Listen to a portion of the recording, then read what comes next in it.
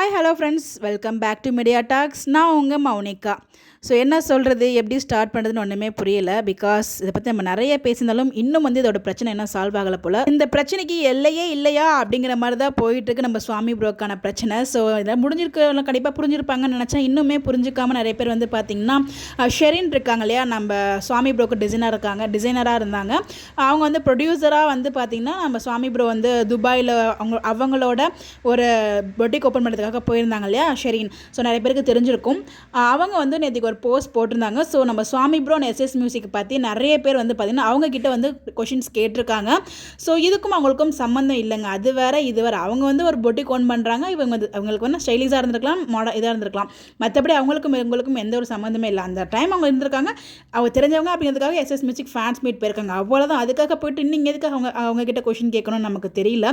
So அப்படி என்ன கேட்டாங்க நமக்கு தெரியல. இவ்வளோ தூரம் அவங்க கோமல் ரிப்ளை பண்ணியிருக்காங்க, கம்ப்ளைண்ட் கொடுப்பேன் அப்படின்ற லெவலுக்கு போயிருக்காங்க. என்ன சொல்லியிருக்காங்க அப்படின்னு பார்த்தீங்கன்னா, hello everyone, for the past 2 days I've been receiving unnecessary messages from various fans. I want to clarify that I am simply collaborating with a model for my photo shoot featuring my costume designs. SS Music or Mahanadi has nothing to do with this. It's entirely separate. அதாவது எல்லாருக்கும் ஒரு விஷயம் சொல்லணும்னு நினைக்கிறேன். அது past 2 டேஸாக எனக்கு நிறைய மெசேஜஸ் வந்துட்டுருக்கு. ஸோ அதாவது சுவாமி ப்ரோக்கு எனக்கு பார்த்தீங்கன்னா ஒரு மாடலாக அந்த ஒரு என்னோட பொட்டிக்கு அவர் ஒரு மாடல், அதுதான் எங்களுக்குள்ள இருக்க டீலிங்கு. ஸோ அது மட்டும் இல்லாமல் மகாநதிக்கும் இதுக்கும் எந்த ஒரு இதுவுமே கிடையாது. அது வேறு இது வேறு அப்படிங்கிறத உங்களுக்கு கிளாரிஃபை பண்ணணும்னு நினைக்கிறேன். Please stop messaging me regarding unrelated topics. I have no intention of responding because that is not my job. While you may have the time to discuss the text about these matters, I am occupied with my work and have no interest in unnecessary conversations. I hope this message make thing clear. I am addressing everyone, so please stop sending me messages about my profession or any else. If this continues, I will have no choice but to take the next step and report it to the cyber authorities. I appreciate your understanding. Thanks in advance அப்படிங்கிற மாதிரி போட்டிருக்காங்க. என்னன்னா எனக்கு இதுக்கப்புறம் இந்த மாதிரி என்கிட்ட message பண்ணுறதை ஸ்டாப் பண்ணுங்கள். எனக்கு பார்த்தீங்கன்னா அதுக்கும் எனக்கு எந்த சம்மந்தமும் கிடையாது. ஸோ எந்த இன்டென்ஷனும் கிடையாது உங்களுக்கு மெசேஜ் ரிப்ளை பண்ணும் அப்படின்னு சொல்லிட்டு என்னோட ஜாபும் கிடையாது. ஸோ எஸ்எஸ் மியூசிக் வேறு, அங்கே நான் சும்மா ஒரு ஃப்ரெண்டாக தான் போயிருக்காங்க. அவங்க அதுதான் அங்கே அழகாக சொல்ல வராங்க. நீங்கள் இது எனக்கு மெசேஜ் பண்ணுறதை ஸ்டாப் பண்ணுங்கள். மீறி பண்ணிங்கன்னா நான் சைபர் கிரைமில் கம்ப்ளைண்ட் பண்ணுவேன் அப்படிங்கிற மாதிரி சொல்லியிருக்காங்க. அப்படி என்னங்க மெசேஜ் பண்ணியிருக்காங்க? சும்மா ஒருத்தவங்க இவ்வளோ தூரம் ஒரு கோவப்பட்டு இவ்வளோ பெரிய மெசேஜ்லாம் அனுப்ப மாட்டாங்க. ஏதோ கேட்கக்கூடாததெல்லாம் கேட்டு வச்சுருக்காங்க போல். ஸோ அப்படி என்ன கேட்டிருக்காங்க நமக்கு தெரியல. ஸோ இன்னுமா நீங்கள் புரிஞ்சுக்காமல் இருக்கீங்க சுவாமியே.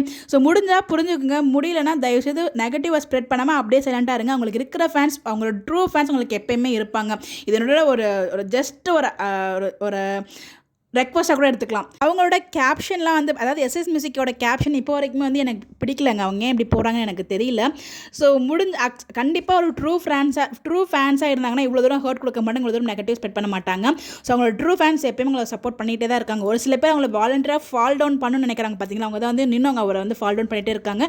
அவர் நல்ல உயரத்துக்கு போவார் கண்டிப்பாக. அதாவது சொல்லுவாங்களே, வாழ்க்கையிலே நமக்குமே எதிரிகள் இருந்தால் தான் நம்ம முன்னேற முடியும்னு சொல்லுவாங்க. அந்த மாதிரி அவர் ஏதோ பண்ணணும்னு நினைக்கிறாங்க. இது சொல்லாமல் கூட எனக்கு தெரியல. அந்தளவுக்கு நெகட்டிவ் ஸ்ப்ரெட் ஆயிருக்கு அந்த எஸ்எஸ் மியூசிக் ஃபேன்ஸ் மீட்டுக்கு அப்புறம். இப்போ இது எல்லாத்துலேயும் அவர் மீண்டு வருவார். ஸோ எனக்கு தெரிஞ்சு உண்மையான ட்ரூ ஃபேன்ஸ் யாரும் இந்த மாதிரி பண்ண மாட்டாங்கன்னு நினைக்கிறேன். ஸோ முடிஞ்ச அளவுக்கு நீங்கள் நெகட்டிவாக ஸ்ப்ரெட் பண்ணாமல் முடிஞ்ச அளவுக்கு பாசிட்டிவ் ஸ்ப்ரெட் பண்ணுங்கள். ஸோ நெகட்டிவ் ஸ்ப்ரெட் பண்ணுறதை நீங்கள் பண்ணாமலே இருக்கிறது பெஸ்ட்டு நான் நினைக்கிறேன். இது என்னோட ஒப்பீனியன். ஒவ்வொருத்தருக்கும் ஒவ்வொரு பாயிண்ட் ஆஃப் ஒப்பீனியன் இருக்கும். உங்களோட கருத்துக்கள் மறக்காமல் கமெண்ட்டில் ஷேர் பண்ணுங்கள். ஒரு கைண்ட் ரெக்வஸ்ட்டுங்க, டோன்ட் ஸ்ப்ரெட் நெகட்டிவ் நியூஸ். அவருமே இப்போ தான் வளர்ந்து வந்துட்டு இருக்காரு. இன்னும் அவரோட நிறைய ஹைட்ஸுக்கு போகணும். அதுக்கு நம்ம எப்பவுமே சப்போர்ட்டாக இருக்கணும். தேங்க்யூ.